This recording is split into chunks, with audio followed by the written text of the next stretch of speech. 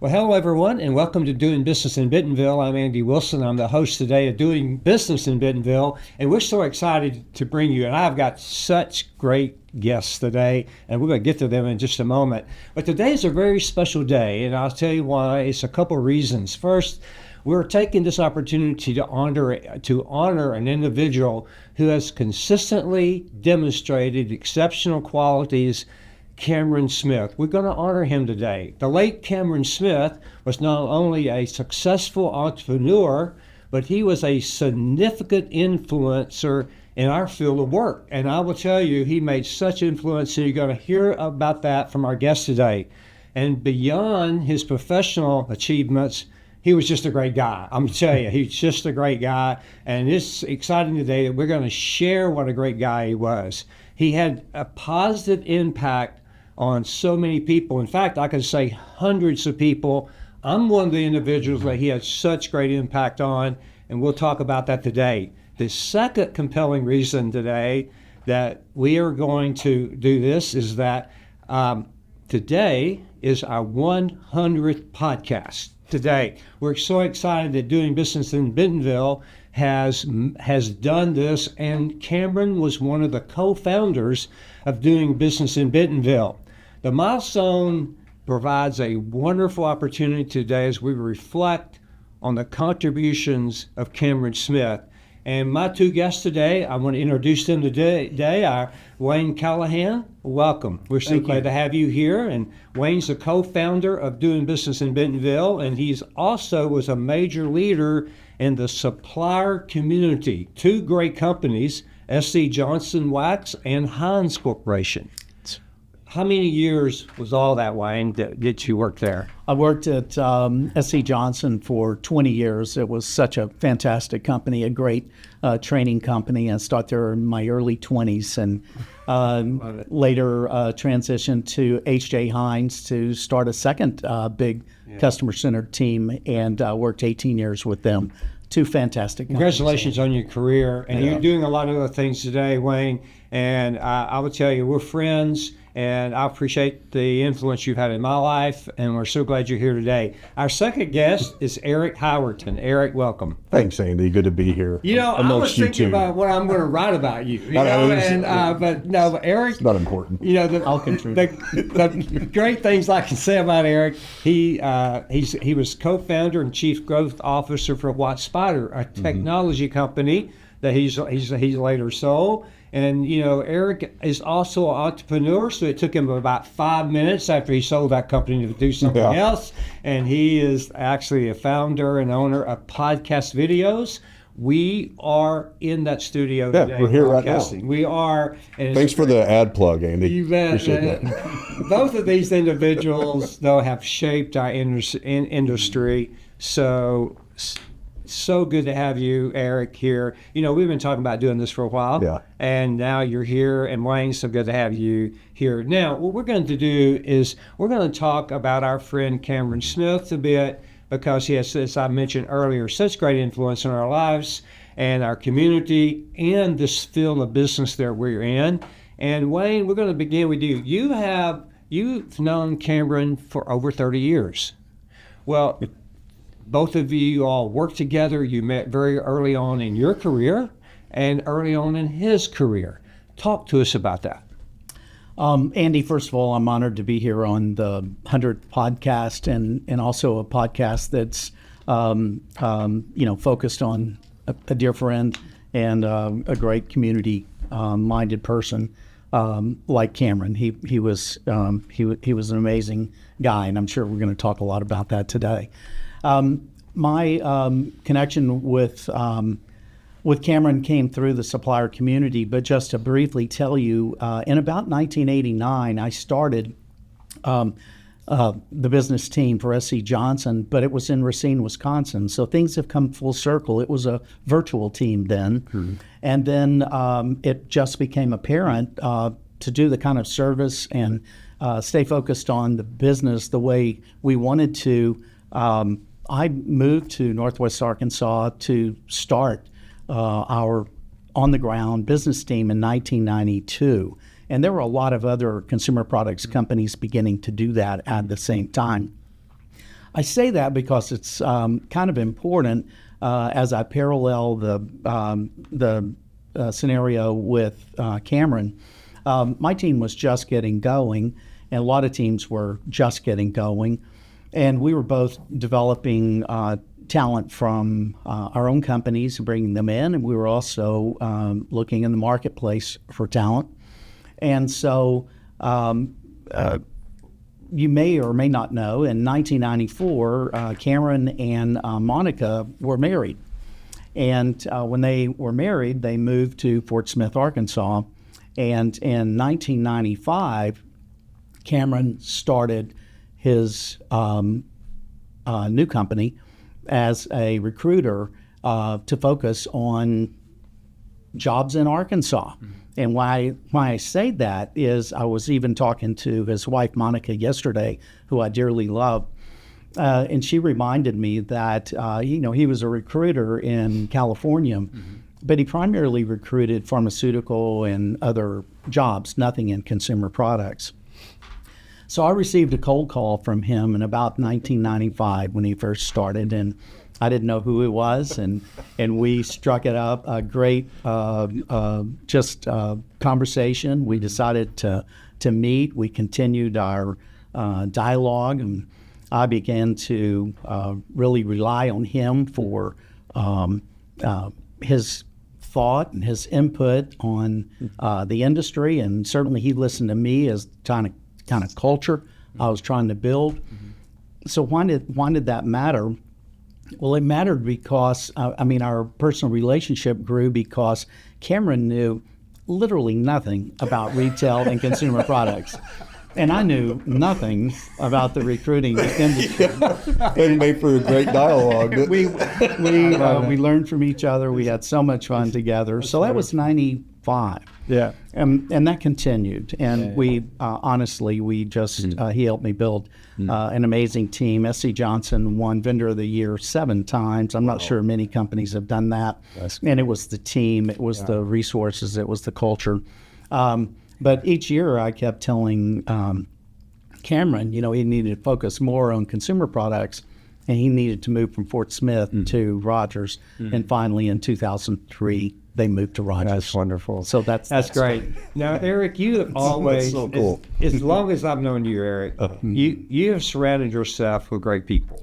Look where I'm at right now. But the thing I noticed about you just run to people. Yeah. You see someone, you hear someone, you read a book, and the next thing I know, you're meeting with that person.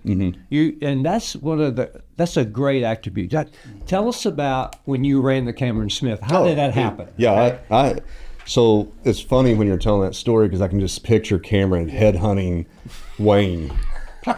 And just insisting on having a relationship with them. Well, I gave Cameron a piece of his own medicine back in the day. I headhunted Cameron, because we were starting White Spider up, right? And as we were getting into the supplier community in Walmart, et cetera, for business, people were like, Cameron Smith? And I'm like, no, I don't know who he is. And then I started looking into him, like, who's this guy? Like, what's the big deal about Cameron Smith? He knows everything around here and everybody. And so Scott Crossett was working for him. He's the CEO now of Cameron Smith & Associates. And I met Scott, and I was like, man, Scott, I want to meet Cameron, And he's like, yeah, I'll ping him and see. And then, a week would go by. I'm like, hey, bro, I haven't heard from Cameron. What's the deal? And he's like, he's kind of busy. And so I just kept calling. I called the office, and and then Cameron was. I remember he told me the story. Cameron did. He's like, I kept getting annoyed by this guy named Eric Howerton wanting to meet with me. And he's like, just whatever, just set me up with this guy. So I came in and met with him, and then, immediately, I wouldn't let him go, but it was immediate connection. I mean, we really got along and had a lot of similarities and, joked a lot and stuff. So that was, I gave him a piece of his own medicine. I should go into recruiting, I think. Yeah, well. You'd be great. Well, but you both are similar, but I think people that are great leaders and entrepreneurs are are like that.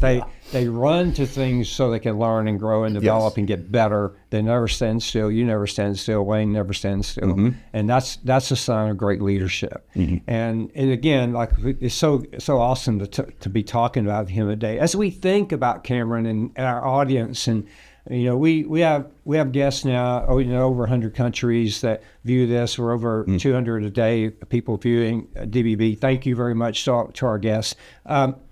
One of the things I think we can share with our guests is what we learn from Cameron. Yeah. The things that we learn, and then we definitely want to talk about the impact he had on Northwest Arkansas and many other places. But what did you guys learn from Cameron when you were with him? What was his strengths? Do you want to go for it, Wayne? Go for it. Oh, well, I think that he was a really good listener. And not everybody is a good listener, but especially people that have that much energy and passion to get things done. But he was a great listener, and because of that, he would get smarter every day. He would ask people questions, and he would go to Eric, he would go to you, he would go to different people, and he would ask questions, and then it didn't take long until he was pretty much a subject matter expert in something. And I always appreciated that about him, and clearly his energy and his willingness to be involved in the community.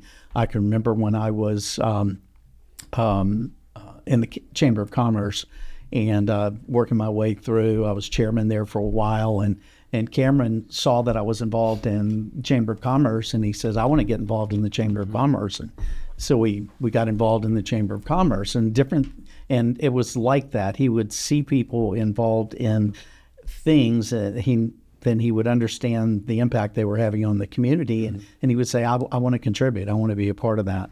So he was such a positive person, looking for ways to get involved and be an advocate. Right. Yeah, there's so many things that come in my mind, I'm sure, like for all of us, right? I mean, as you were talking about that, one of the things I remember is, Cameron had this status, he, in the community, like a lot of folks do. And what I appreciated about him is after I finally got him to sit down and hang out with me for a little bit, I immediately realized how real and genuine he was, which I really appreciated, because, I think that, he was just somebody that was really wanting to do the right thing, for the right people, because that's the right thing to do, for those folks. And I remember, like, we're talking early days of White Spider, unknown, the company was unknown. I'm unknown. I didn't work at Walmart. I didn't work for a supplier, and I'm trying to break into this, and I didn't work for a big agency for that stuff. And so I was definitely an extraterrestrial in the supplier community from that standpoint. And so there's a lot of times where I just hit all these roadblocks on a regular basis. But then when I started talking with Cameron, he immediately, he cared. To your point, he would listen to what I actually had going on. And then he would think about how that can help the greater community and even his clients and the people he knew. But I remember, he would call me, and I've never had anybody do this before, that would call me out of the blue to check in with me and see how I'm doing and how my business is doing. Dude, that meant so incredibly much to me. So I think that he was attentive. Not only was he genuine, but he's attentive. And he legitimately, he did what he said he was going to do, and he cared just as much as he expressed. And that was from day one to the, till the time he passed. He was always checking in. And I'd just get a call out of the blue, and I'd be sitting in a meeting. If I was sitting in this podcast and Cameron called, I would walk out and say, the Godfather just is calling me. I gotta take it. And he never understood how much of a high amount I would hold that phone call. It didn't really matter. He was just legitimately just checking in to see how things were going. And I thought that was really special, and I try to remember that. I'm a self-proclaimed narcissist, and so, so that meant that he actually, in his busy day, he's talking to folks like Wayne about building really incredible teams at the world's largest retailer. That's serious business. Yeah. He actually took the time, and he did care enough to give me a shout when I'm a starting up entrepreneur. Yeah. big deal. Yeah. Wayne, what's your thoughts on that? What would you add? Well, I was listening to that story, and I thought that's great, and it reminded me that he was a role model to us. We got to remember to do the same to our friend and friends that we're mentoring and people we're supporting. But I think what I heard Eric say and what you hope you heard me say was sincerity. He wasn't doing it for a showy way. Right. I mean, he was a showman, make no mistake, and he was amazing at it. And he was a sportsman. He was a lot of things, but he was also really sincere. And if you were a friend of his, you knew you were. He treated you like a friend. He did. You walk into Bonefish or anywhere in the area, and I mean, there'd be people coming up and saying hi to him. I mean, just like all the time. Like if I was ever having lunch with him, or whatever, there's like probably 10 people that, hey, Cameron, how you doing? I remember, quite a few times they would walk off, and Cameron would say hi, and I'd say like, who was that? He goes, I have no idea. A few of the cases, but to your point, he was really, his presence was really strong, but he was extremely sincere. That's where I think that like when we talk about passing that on, that legacy in a way, like that sticks in my mind. Like, I mean, to be down to earth, to be human, to help other people. Yeah. I mean, like he did that. I'm going to do that because it meant so much to me. I know it's going to mean a lot to somebody else. Right. Wayne, you were in the supplier community. You were here early on. I mean, not the very beginning, but early on in the supplier community. And I think today there's thousands of Walmart, Sam's suppliers teams here. I don't know how many now, a couple thousand, maybe 3,000. So it's a lot. It's in the thousands, it's a big right? company. So Cameron was very, very involved in that, and he especially in recruiting. What do you think he did as an impact in Northwest Arkansas? How did Cameron Associates impact Walmart, Sam's, that whole culture around the supplier community? Because he had a lot to do with that. Yeah. What impact do you think? Well, I think that the sort of the scenario that I played out with he played out with hundreds and hundreds of people that were building teams.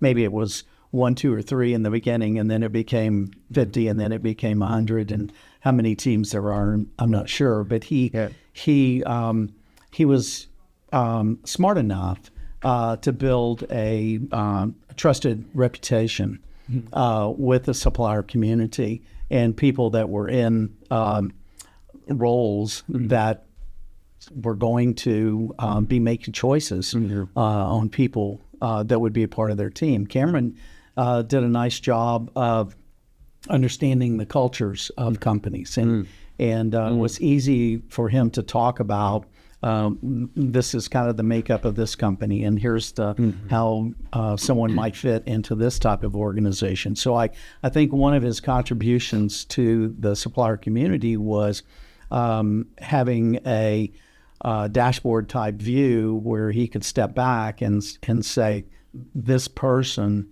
is a good fit for this kind of company. I also think that he was really smart to stay close to people that were developing these teams, because he wasn't the job creator. Make no mistake. Right. The customer was the job creator. Right. What the teams were doing is deciding and being choiceful about how they were going to add resources, how they're going to allocate resources. So if I took you back to the 90s, we were primarily sales teams. And then sales teams became sales and analytical teams, and then sales and analytical and customer service and supply chain and marketing. So each time that layer, another layer was added, Cameron participated and engaged and realized, hey, I've got to look in a different talent pool if I'm going to help you source those kinds of people. That mattered in our community. So our community became very well-rounded. the easy part of his job, and he would call it this is shooting fish in a barrel, was the talent that was already in town. You know, because that was the easy part. Someone was unhappy and they want to go to another company. What was hard was getting talent from St. Louis or Chicago or Dallas or Los Angeles to want to come here. And his team and he were really helpful in helping paint the picture of the opportunity that was ahead and the future that was in front of us, and gave people a reason to buy into the culture, mission, and opportunity with a company, and to relocate their family. Right. So I think he played a key role in helping to sell the benefits of this great lifestyle that we all enjoy today. Yeah, great points. That's awesome. I mean, that's really conclusive, Wayne. I appreciate that dialogue. It really is, because, you know, all I can think about, like, he was, you know, it was funny in the very beginning when you started out, you met Cameron because he gave you a phone call, you know, and that's something that he would teach me a lot too, is that he was the proactive engagement for the community, right? Like, he was the one who picked up the phone and dialed. Yeah. He reached out first, almost, you know, and especially in the beginning, but I mean, even all the way through. But I think, you know, when you're talking about the culture fit, like, he knew the market need, the client need, and he stayed relentlessly focused on that. You know, money always follows value. Sure. Right? I mean, in everything we do, you know? And so, but I think that that's that really highlights kind of a deeper part of what he was doing that maybe a lot of folks just saw on the surface level. But there wasn't many people that would sit there and really think about Wayne's team and the people on his team, how this new candidate is going to blend into that culture to continue to build that up, because that's what makes up a company.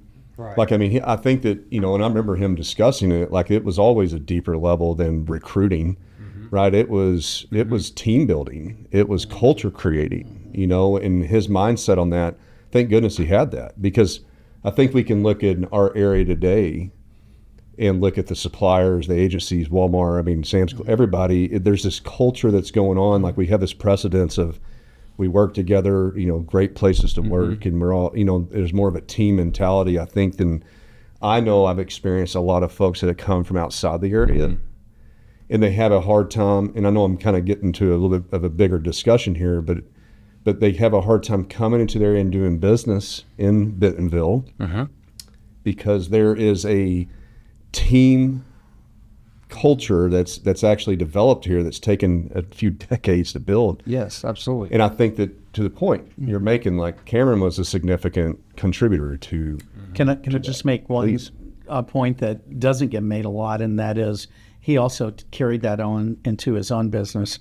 You know, we talk about Cameron Smith a lot, but how about Scott Crossett and Denise Nantishian, and the list goes on of the team that he built.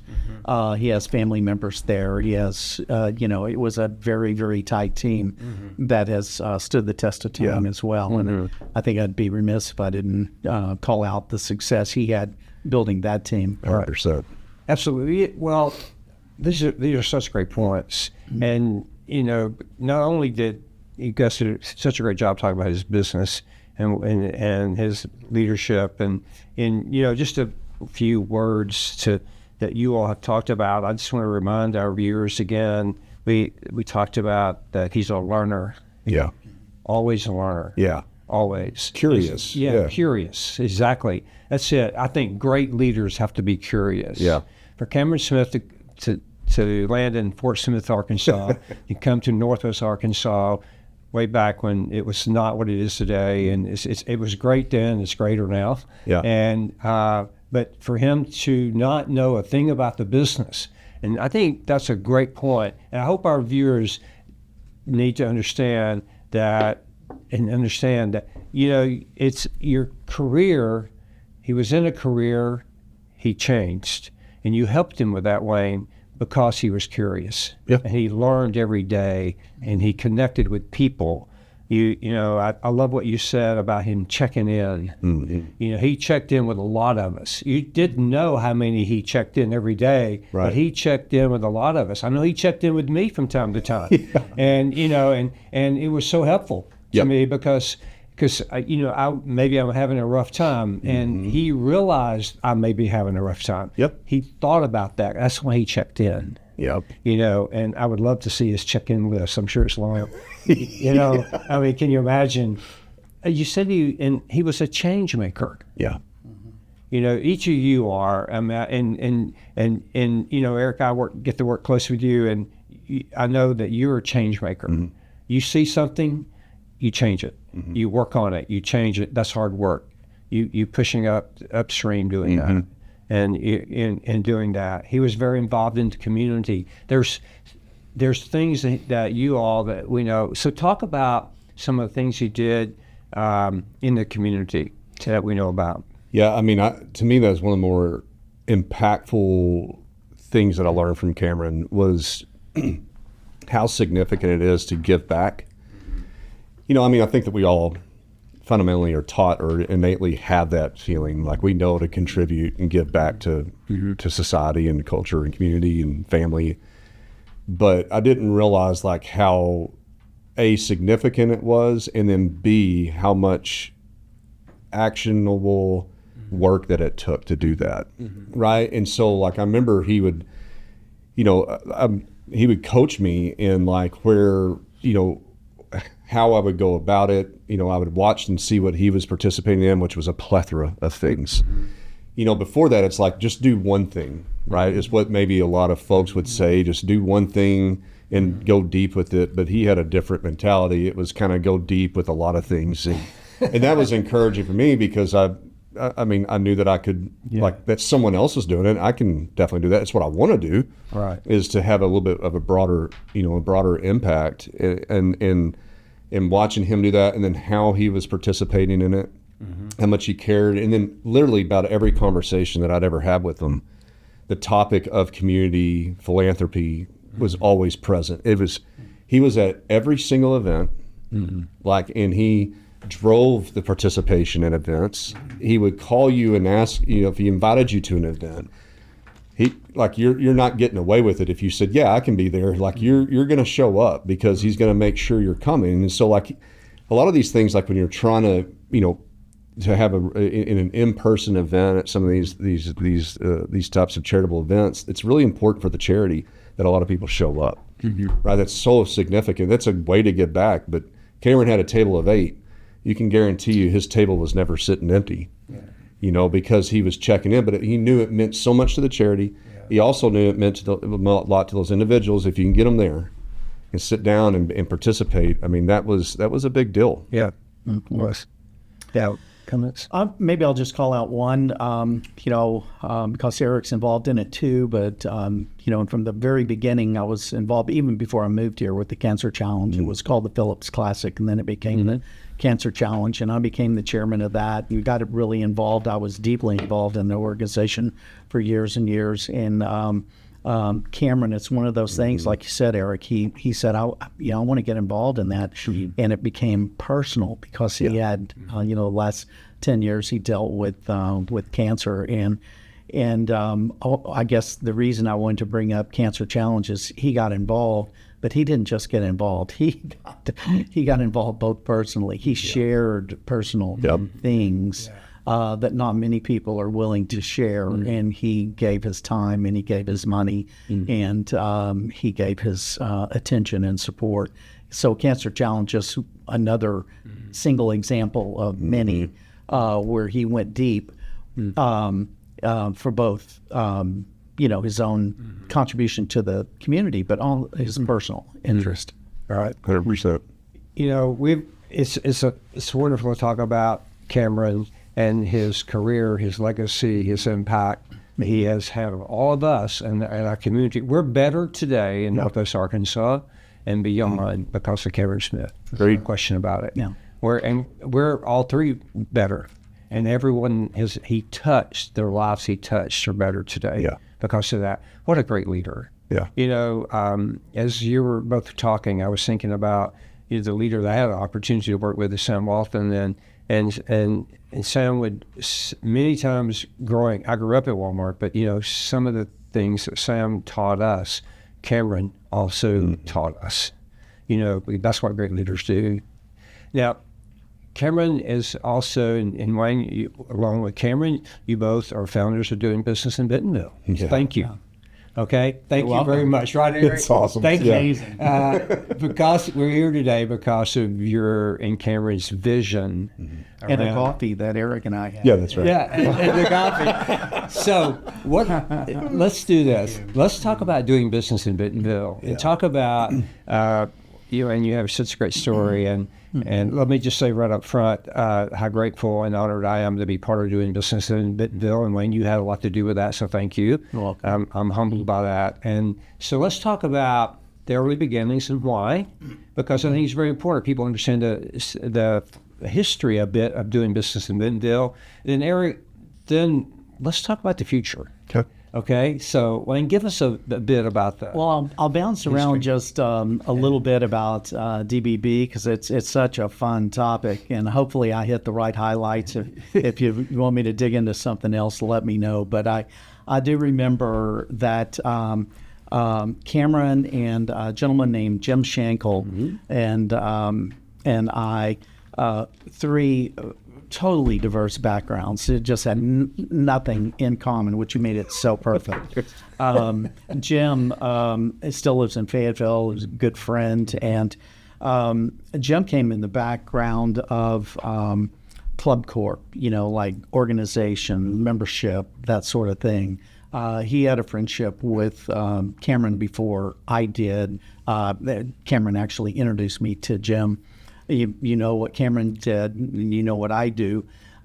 We had this idea that was community-based, like how can we be a resource to the supplier community? That was foundational, what it was about. We actually all didn't have a major profit motive, but we hoped we didn't lose a lot of money. That was our That's number one goal. That was our number one goal, was to not lose a lot of money. So we made small contributions, and we kind of started the company. And we had a premise, and it was built on a few ideas from Jim. My role was, and I'll talk a little more about the supplier steering committee, was more content, what we would talk about. And then Cameron, as Eric and I have talked, his job was his Rolodex. His was a little better than mine. As Get a matter people in the seat, right? Get them to show up. it was amazing. How do you fill a room? But we actually, and this is Cameron. This says a lot about what you were just talking about, but it's a point that can't be missed. Cameron for years pushed that we actually make it a nonprofit organization because we honestly did not have a profit motive. That wasn't our motive. We never did it because it was going to cost more to set up a 501(c) and manage it than it was just to manage the dadgum business. Right. So that's we chose not to. But and every few years he would bring it up again. Like, do you think we ought to be nonprofit? And I said, we kind of are. I'm just teasing. We did just fine. But the secret sauce to the making the mission successful, and again, a mission was pretty straightforward. We wanted to be an advocate. We wanted to be a resource for the suppliers community. We wanted them to. We had three things. So if someone left that room with new information, a new phone number, a new contact, something they could go back to their office and be and do something different that day, we felt successful because our whole idea was to be different in that we were not going to be philosophical. We were not going to be long-term strategic. That wasn't our role. There were plenty of companies that could do that. What we wanted to be was action-oriented. And so to bring that to life, I want to paint a picture for a second. Through my friends and Cameron's friends, we had key leaders from all the business teams, or a number of the business teams, like 10 or 15, pretty much at all times. So we had a steering committee. And what that steering committee would do, we met regularly, and we just whiteboarded all the topics that were currently important. Yeah. And then what we did is really beat them up and said, okay, yeah, that's right. They're all important, but what's the most important? And then we would stack rank them. And then every time we would meet, do we need to change the stack ranking? What's important now? What just happened? What's in the news? What's actionable? Once we could identify what's the most important, relevant, and current, that we would make that a topic or headline for our next Doing Business in Bentonville meeting, which were all in person at the time. Mm-hmm. We'd have 6 to 7. A few years we had more, but we had about 7 or 8. So per year, usually 100. I mean, we've had as many as 300, but we typically had 100, 150 people in the room. But what made it work was, one, the content. Mm-hmm. So it was relevant, it was important, it was action-oriented. Mm-hmm. But then through our contacts, we'd go to Walmart and say, who could speak to us about that? Or Sam's Club. Talk to us, like you be the voice of reason in the room that says, here's why this is important. Then we would try to get a subject matter expert or a supplier or somebody that was actively working on that initiative. So what we would have is a real discussion from the customer, here's why it's important, a real discussion from someone that's trying to make it better, to actually do some good work and resolving that challenge. And the dialogue was incredible. And then your audience, every single person there was going like, okay, I'm listening to this. Mm-hmm. And then they're going back to their office and saying, here's what I heard today. We're going to do this. We're going to do that. We're going to call. We're going to take some action. That's what DBB was. And that's why for so many years it continued. It had great momentum. People were then, as that flywheel continued and as that snowball rolled and got bigger, then we were getting the inbound of, I wish you guys would talk about this, or here's a great topic. So we got topics, and then the supplier steering committee would still then guide, is that what we're going to talk about or not? Mm-hmm. And so if you balanced, if you looked in the early days and maybe the first 10, 15 years of DBB,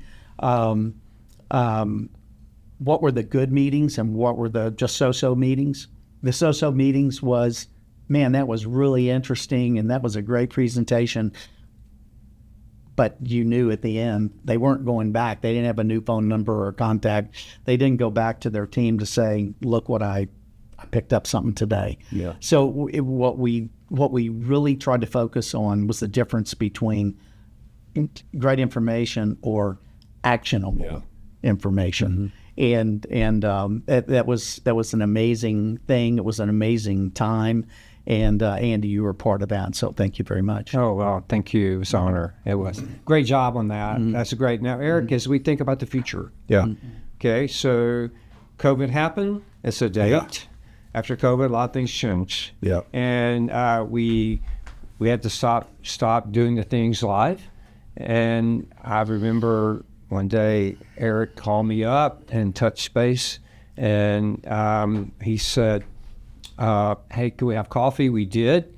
And we sat at a Starbucks, and Eric said, the future, Andy, is a podcast. Mm-hmm. That's what you said. Yeah. And I looked at you like, what? And so your vision, and you were able to convince Wayne and others for you to take Doing Business in Bentonville and recreate it, reimagine it. Mm-hmm. And that was the point that I want our viewers to really understand here as I looked from afar in and being involved in Doing Business in Bentonville, and then COVID happened. But what you did as an entrepreneur and as a leader you're able to take something and reimagine it. Reimagine is a strong vision of the future, and most things have to be reimagined at times. Yeah. You did that. Talk about why you did that with doing business. What was your energy? What was your motive? What was your, behind reimagining doing business in Bentonville? Yeah, you're going to have to watch my time because I'll get on the soapbox and I'll lose track of reality I know. when I start talking about it. Okay. But I mean, in all honesty, like, I think there's a few things. The community, starting at the root of the community, right? The value that you were talking about, giving to the community so that we know where we're going, what we're doing, what kind of actions we can take. That is so imperative in my perspective, right? Especially as there's a few things that are macro that have changed on us, right? Number one was Walmart, retail. Let's go beyond Walmart. Let's go to retail. Retail is going through a revolution because of digital, the internet, omni-channel, right? And it's just a confusing ball of wax. Like, I don't think anybody has a true answer for it. Right. But our mission is to demystify and advance omni-channel retail. And so that word omni-channel retail to me has a significant meaning. It's almost like when, brick and mortar started having self-checkout, or when you have the barcode, stuff like that has global impact forevermore. The fact that a customer is going to buy based upon the convenience and that measurement of time is just as valuable as their money is significant. And in working in the community, in the industry, and with Walmart suppliers over the last decade, all the conversations, a lot of folks are they have to be kind of reactive, as to what's going on. But we need something to be proactive. Like, we need to really start speaking forth, like, these changes, making sure that everybody really is trying to understand this. Like, how do you funnel down everything that's happening in omnichannel retail and try to crystallize that into some sort of meaningful message? So there's that. And then I think that also the other great impact, the other big pillar is just how we consume content, how we get to engage with information has drastically changed. I mean, and that has many reasons why. I mean, smartphones were probably the biggest genesis of that. That predates COVID.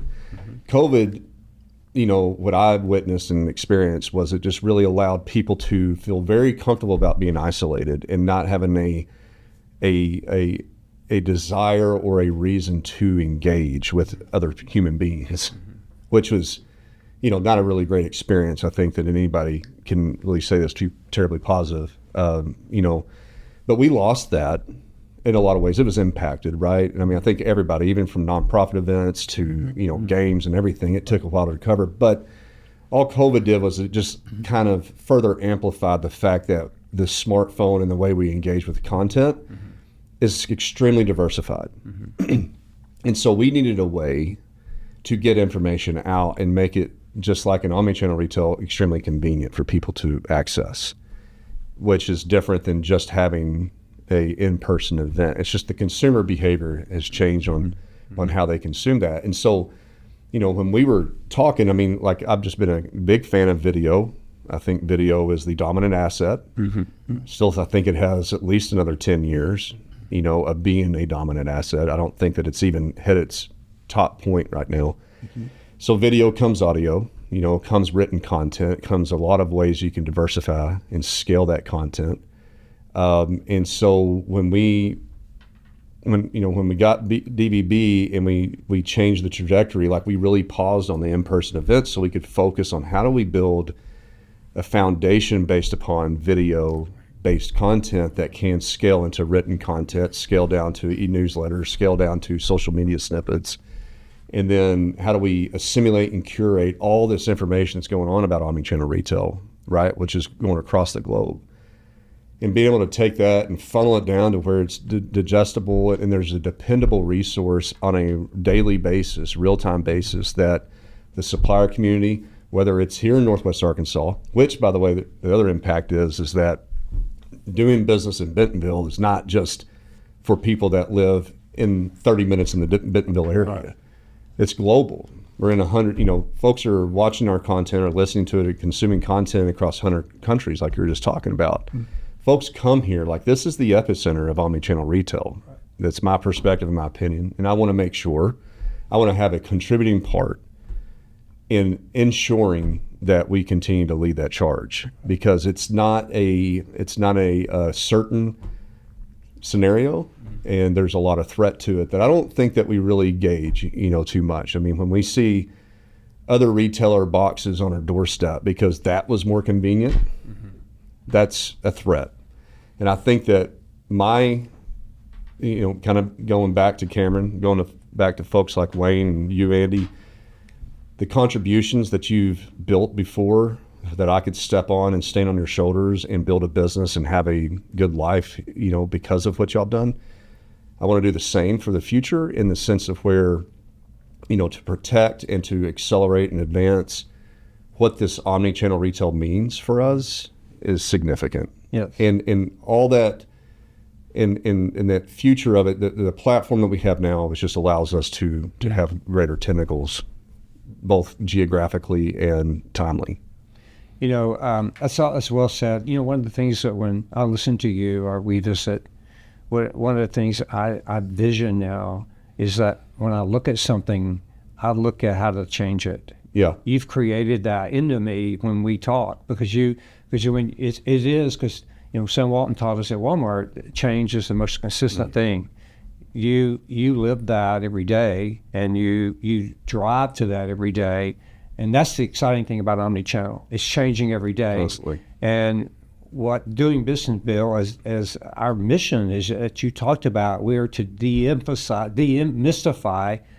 omnichannel. Yeah. In other words, let's make it clear for you. Let's help you navigate through that. And the thing that we do is that we're continually bringing subject matter experts here in this room, Yep. and we're talking about how is it going to change, and how you have to change with it. Yeah. Or you get left behind quickly. Yeah, and it's and I think that omnichannel is so much bigger than I think that I can really grasp in a way. Right. And I think that anybody can. I mean, I'd challenge to say, even the folks that are leading the omnichannel effort, like, it is continuous complexities. Yeah. Right. And even the most minute areas that have been figured out for a few decades are now being impacted and affected. Right. AI just being in the last couple of years, right? As far as that is completely impacting all the different pieces. And so that demystification is an ideal state of where our mission is to, and our purpose is to do that, because if we do not have this resource, there is no resource. But there is no central place for SCJ's team to go read and digest this on a regular basis, just to stay ahead and present as to what, like, things get requested and demanded to the supplier teams. Things get demanded to Walmart associates. Things get demanded to the agencies and support of third parties, and no one really knows why. But if you can see the complexities of omnichannel, you'll start to understand, and that helps you to participate, and to your point, to activate and go with change. I think that's one last thing I would really say, that your mission is too, is that we are a trusted source. Yes. You talk about that a lot. You've talked to me about that a lot. And I would tell you, to all of our guests that are listening, viewing today, that you can go to our website, Doing Business in Bentonville, and you can look at our website. It's full of information. There's every video. There's 100 videos almost on there now, but there's tons of written information every day, every week. That's current. Back to what Wayne talked about, how important it is being current and relative and actionable. It's there on the website. But it's a trusted source. You were adamant that to this team how important that was. Yeah. Here's the reality. The culture and community that our area has been built upon trust and credibility and genuine, real people. Sam Walton, all the execs, all the Walmart leadership, the supplier community, Wayne, like yourself, genuine, a genuine effort to advance what we're doing here. You, Andy, and then obviously Cameron Smith, that, and what I am in my heart trying to accomplish is to continue to pass that genuine, trustworthy, which trusting starts from the genuine authenticity of whoever is pushing out. My authentic effort here and investment in time and resources is to create to create a place that where people can depend on that this is not really biased or slanted, and there's not another motive other than to simply let's have a centralized place that we can all communicate and work together at. That's it. Gentlemen, what a conversation. Wow. It's been so wonderful sitting here, remembering our great friend and the impact he's had on so much, and then talking about the future. And it's been wonderful. As we wrap it up, a final thought from each of you about today, this conversation. Is there, my thought, I'll start, okay? My thought is as I listen to both of you today, how humbled and grateful I am to be able to be around people like you and Cameron Smith. And, what Cameron taught us is the things that you already shared. Great leaders teach us and impact us and change us for the better. And Cameron did that in so many ways. Yeah. And so final thoughts, Wayne, then Eric, and then we'll wrap it up. Well, sure. My final thought would be, Eric, I couldn't be happier, and I know I'm speaking for Cameron as well, to pass the DBB baton to you. What we were doing by the hundreds, you're doing by the thousands. And I just admire what you're doing both in the community and your other businesses, but also the way you've taken and building upon what DBB can be. And I just appreciate your friendship. Thank you, Wayne. That means a lot to me. I mean, when we talked about me getting DBB, for lack of better terms, it was a no-brainer. There wasn't even really too much of a calculation. I mean, I was in because of you, because of Jim, because of Cameron, because of Andy. I mean, the folks that have, it would take me decades to build the credibility and trust that you guys have already built. And so that value like that, it's just like having a really great brand, right? A really great brand in the retail world. But I mean, being able to take that, and then when you say that to me, Wayne, just now, my sense is high responsibility, and I hope that I can do my part to continue it on. And that's, thank you. Thank you. Andy, thanks for your leadership. Thank you. Wayne Callahan, thank you. Eric Howerton, thank you. And to all of our guests and viewers, thank you very much. Continue to share about doing business in Bentonville. We appreciate so much. We're humble because of your viewership. And continue to write me on LinkedIn, Andy Wilson. Give me your comments, suggestions. I will answer you back. So again, gentlemen, a great time together. Thank you. Thank you, everyone. Goodbye.